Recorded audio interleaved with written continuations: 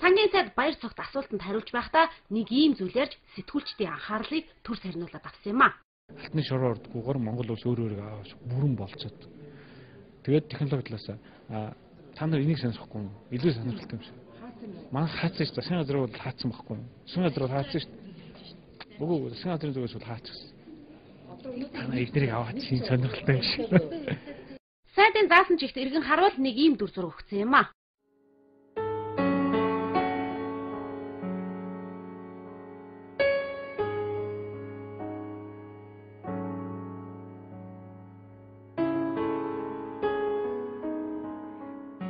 Монголын төр батлсан хуулиа бүтэн 2 жилийн турш хэрэгжүүлж чадсангүй. Харин түүнийг нь хэрэгжих боломжгүй байж гэж улсын хурлын зарим гишүүдүүдэд нэмэлт өөрчлөлт оруулахаар төслийг өргөн барьсан юм. За яг энэ асуудал өнөөдрийн анхаарал татсан гол сэдэв үйл явдал болоод баймаар. Гэтэл хуулиас илүү дэлхийн нийслэл сангийн сайдын сонирхлыг татдаг юм байна. Сэтгүүлч хүний хувьд ийм зүйлийг анзааралгүй өнгөрч чадсангүй ард түмэнтэйгээ хуваалцлаа.